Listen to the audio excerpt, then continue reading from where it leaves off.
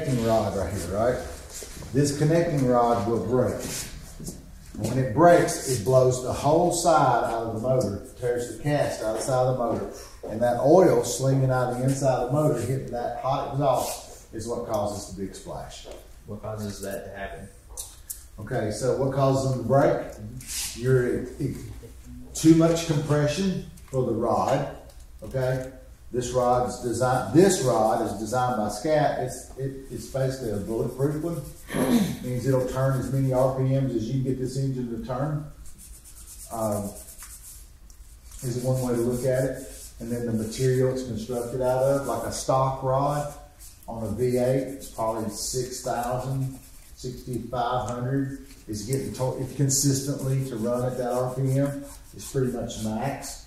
If you take a stock rod to 7,000, it might do it once or twice.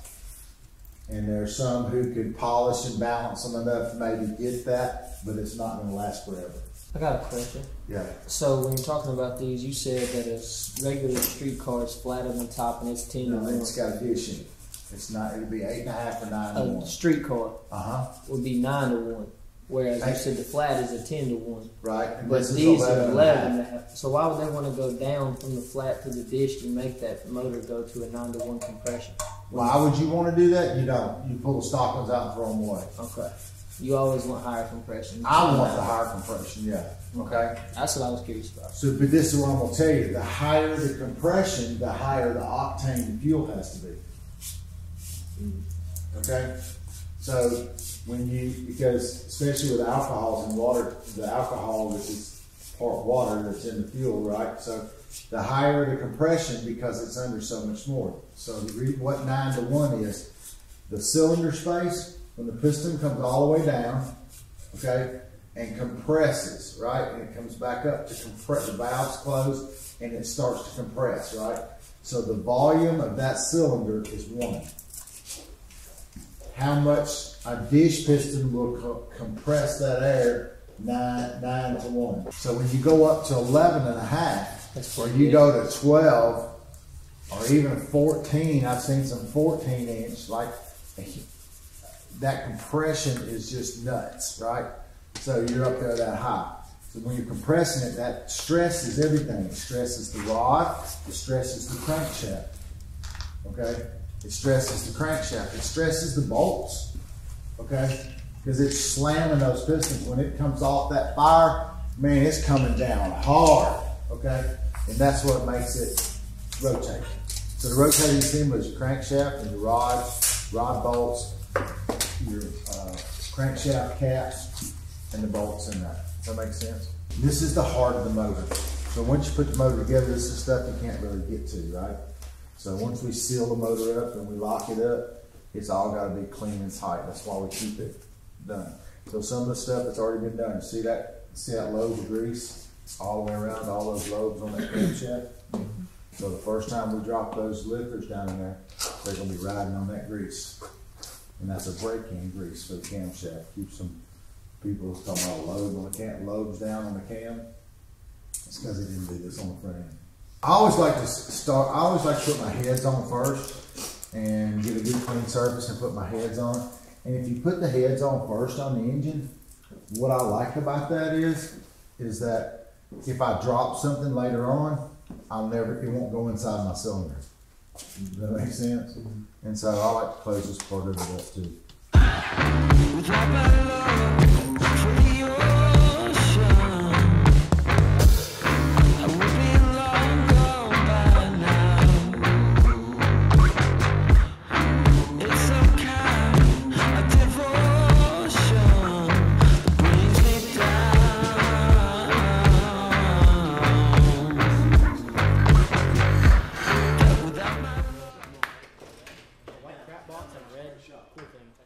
Red, cool crap. Looks like a cherry. It's going to take a little while to get these ready.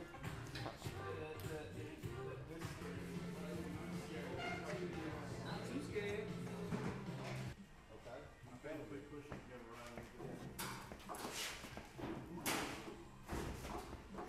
That's almost.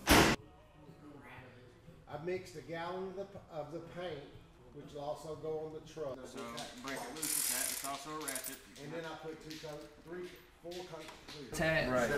In those got between the gold ones. Come on back just a little bit.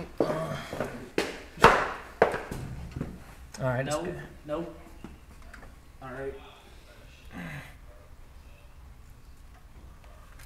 Nope. Oh, I'm on there. Beautiful. It's just outside of it. I'm trying to push it towards me and it's going to. Oh, there we go. Alright. Watch your fingers. I need something to fix this. To clear this.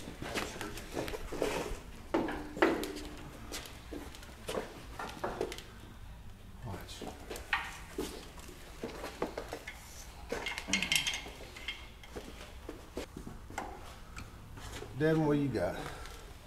Why is it not going down? Y'all going down evenly? It's hitting the rubber. The rubber extends out where the screw goes So in. he's almost down over here. So what do you need it to do? For me, Yeah. I need to come back a little bit and maybe a little bit. Oh, that's all right. It's low. See, that's why I don't want to go back. That's exactly why. Yeah, now it's on the rubber. Here, take this. So I tighten it down all the way. Go down at an angle, Devin. There you go, like that. Drive it in. So where it's overhanging up here in the air, and it comes down. There you go. Look at her drop. Yeah. It's just the rubber having to line up. Nope. Look at there. Now we may Go ahead. Is that bolt? Before we move that, no, it needs to come down a My little more. front is good. No, it needs to come down a little more. Don't even look at me. this way. All right, now put the bolt in it. Start the bolt. He's not. All right, now pull the bolt about halfway back out and then fix your back. It needs to come on down. We're off the transmission. Oh, it does need to come Yeah, down? you still got to come down a little bit. All right, are those, you need to line those up back there too. That's beautiful. Come on.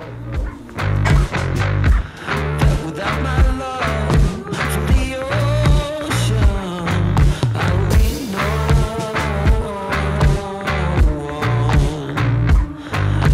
one.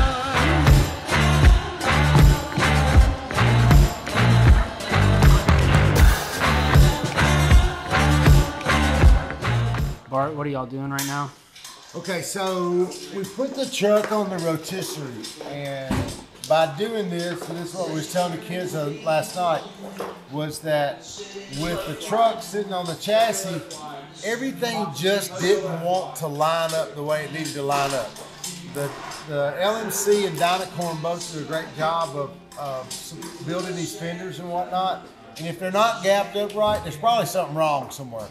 So what we did was, we considered that the rubber bushings could be off, or that they may need shimming. So what we did is we put the cab up on the rotisserie for more reasons than just doing this. But we set the rotisserie up, we built some trusses on the rotisserie so that we could do this without flexing. We're gonna build the front fenders, the radiator support on the rotisserie, make the gaps perfect. We'll build a bracket underneath the rotisserie, get it all bolted together tight, then set it down on the chassis and see where we need to shim the bushings. Instead of trying to work a bunch of the sheet metal on the truck and make it all fit, there's the thought that it could be because the frame on this truck is 40 years old. I mean, it's a 1970 something, so that's almost 50 years old. All right, so hold on to it. Alright, now close your door just a little bit, don't latch it. Okay, so lift up on it now. Lift up. Lift up. Hold on. Yeah, we're gonna loosen it up some more.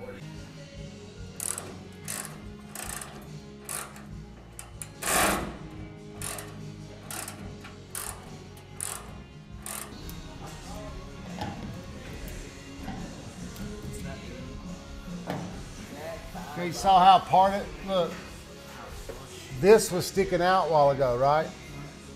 What I did was I'm working it back, and now all of it is getting really smooth. Does that make sense? So this one needs to go this way.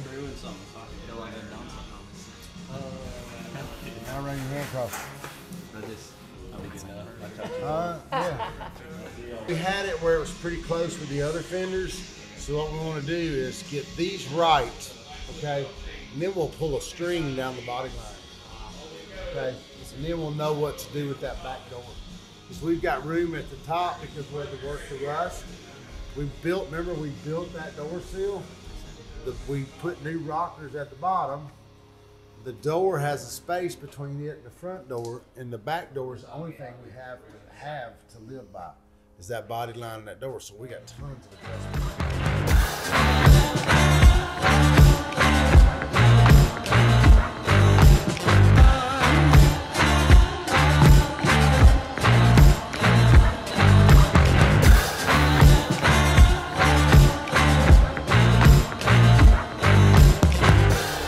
You're holding my mind in a tight grip. When I walk alone,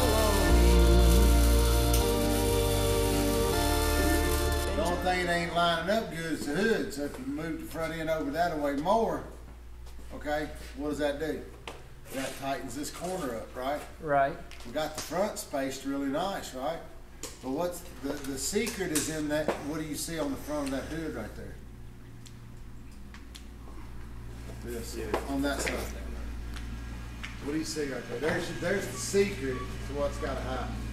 It looks tight. Huh? It looks tight. It looks, I ain't talking about the gap, I'm talking about the alignment. You don't see that sticking out? Is it not sticking out? Okay. It's still too tight. Can you loosen the hood at all? And See, I'm loose right here. Way loose. Think about it. I'm loose here, tight there. That means the front end needs to, it needs, the hood needs to twist. Right? yeah. Not the body come over, but the hood needs to twist. So if I twist the hood, what's it going to do to that alignment? So grab and pull on it, pull forward on that just a little bit, because that side's not always both. Oh, now guess what just happened here? I got snug. See how tight that shim is right there? Is it tight? Oh yeah.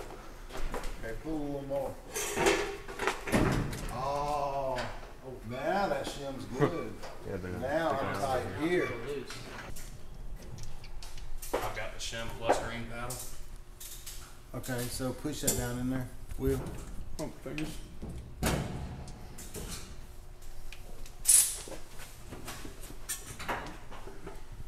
Push it down at the back again.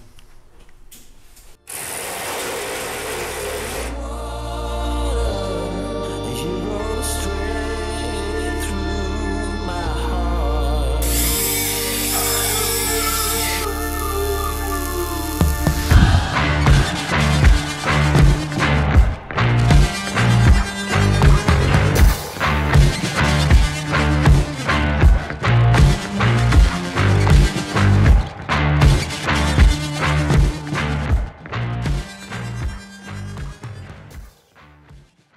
Keegan, what are you using?